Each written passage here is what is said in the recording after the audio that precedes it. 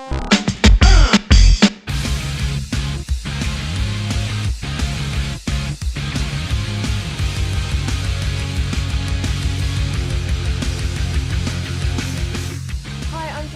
here with Mark Dolan. How are you? Hey Georgie, lovely to see you. Nice to see you too. It's nice. You look very glamorous. Thank You've got a lot of hair, haven't you? I have a lot of hair. A lot. It's almost like you're wearing your hair very much as it's almost a weapon. It's like a scarf. Because when we embraced at the beginning of the chat, when I came in, you kind of swung it around. I actually nearly took an eye out. Yeah.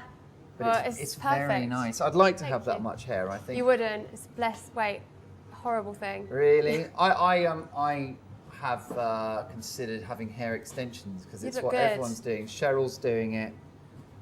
Christina's doing it. It gets some nice Gaga's colours. doing it, and Gaga is my complete sort of point of reference for all style matters. That's where you just get everything. Yes. You get some nice neon colours.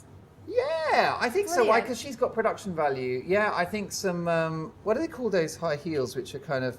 It's like some sort of a like wedge. the monster boot things. Oh, a monster. Now I like the sound of that. I just call them monster boots because they're quite dangerous. Yeah, it's a health and safety nightmare. It really is. But as you know, if you want to look good, pain is beauty. That's what I always say.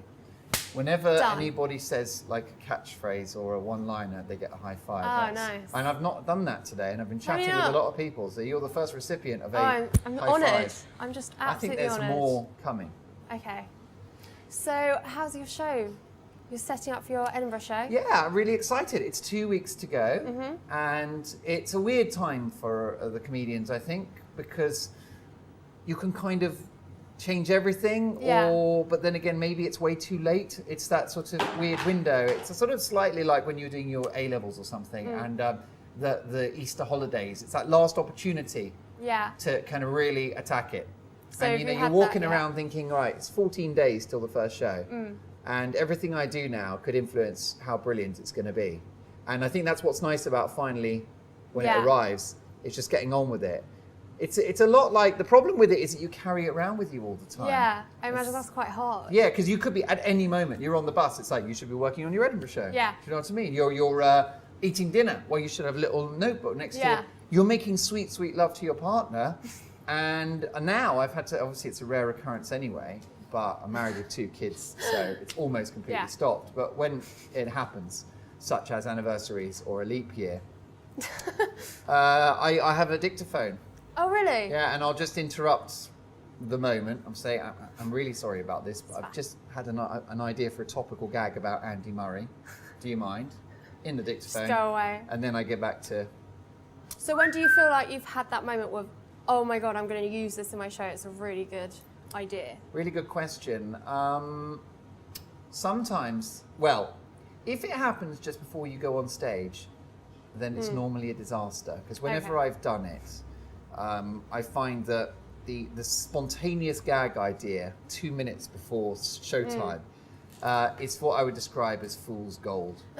Because you've just thought of it, you're like, that would be a great thing to say.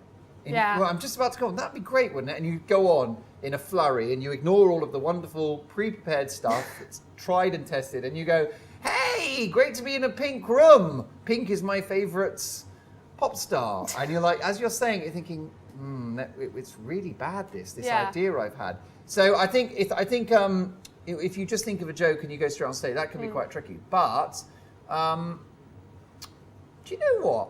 The writing process, if I'm sitting there and it's very deliberate and I'm aware of what I'm doing, it tends not to produce anything. Yeah. But if what happens is that I get lost in it and 10, 15, 20 minutes will go by and I go, oh, I've just been writing, and it's almost like being asleep and dreaming. When you get sort of immersed in it, then I look at that material and it tends to have something. So I think the trick is you want to connect your subconscious with the written page. Definitely. Because your front brain, that's not where the gold comes from. No. You want to go from back there, and the challenge is to release it. And obviously, if you look at the greats in their prime, someone like Eddie Izzard or any of these amazing, Billy Connolly, these icons, I think what they do on stage is that they've got this. It's just like this open tap from their subconscious out into the world. Yeah. And you realise, here's a great mind at work. Yeah. And the challenge is, it's just like developing that process. So it becomes more and more instinctive. So what would you say is your favourite gag you've ever told? Or Well, do you set know up? what? I always like new jokes because I do a lot of topical stuff, but I do have a bit of a classic, Yeah. which I'll pull out in a difficult room. Yeah. And it's an ice-breaking joke, and it's one which demonstrates quite a degree of self-deprecation, and it's about being married. I am married. And the joke is that I'm very happily married, which is true, and that we've tried, because we've been together a while, started to try to freshen things up in the bedroom, which is also what is necessary, Yeah. Georgia. It's hard for you as a young woman in your prime to imagine that you'd need any kind of elaborate sort of creativity, right? But in my case, you got to put some production value in. You got to, we have meetings about how to make it better. Really? Yeah. Just a sit-down meeting yeah, over and dinner. one of the kids takes the minutes, and it's very much. That's so wrong. Yeah, That's it's very hands-on. The whole thing is, and so they said. So actually, somewhere I was reading about this. Role playing is a lovely thing. You're dressing up and Yeah. And so the gag is that we tried that, and it's completely amazing. My wife dresses up as a nurse, like a naughty nurse's outfit. Yeah. And I dress up as my wife's ex-boyfriend, Steve. Okay. Okay, and that does it for her. Yeah. And I go on to point out, which is true, that she says it's the best sex she's ever had. And she can't believe it. It's a win-win. So that is the kernel of the joke. Yeah. I've actually paraphrased it because it's quite different when you talk about a joke rather than do it on stage. Definitely. It's quite a lot shorter when I do it. But the idea is that I've had to dress up as someone that she used to love. That's the joke. That's quite awkward. Yeah, and it's obviously not true. He's called Dave, but I think that what's nice about it, why I like it, is because you're not the cool guy with that joke. No. You're not making yourself the Yeah. big I am, Mr. Yeah. Sexy. Instead, you're saying I'm rather inadequate. Turns out, and that someone that's not even in her life anymore is more alluring than.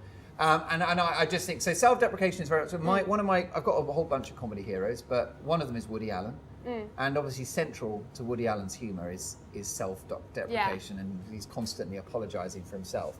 And I think it's very charming. The audience can't. It's impossible for them to not like you if you put yourself down a bit. Yeah, definitely. And I think that's the misunderstanding of comedy. You're not actually. It's not like an ego thing. You're not bigging yourself up. In some ways, it's amazing how much you expose yourself as a human being. So anyway, that's it. That's the gag. And I must say it's one that it's a good icebreaker for audiences because it sets up a few things. It sets up a bit of personal detail, and I'm the fall guy. It's brilliant. Thank you very much for sitting with me. I loved sitting with you. Do you think Yeah, at some brilliant. point we could stand, or do you see this as more of a sitting relationship? I think we could stand at one point Yeah? in the future. Can you imagine, and I don't want to kind of go over the top here, but Okay. can you ever imagine like walking like together It's a side by bit far. side? It's a bit far. It's a bit Just far. my luck. Yeah, pretty I'm much. too old, you see. Thank you. Thank you very much.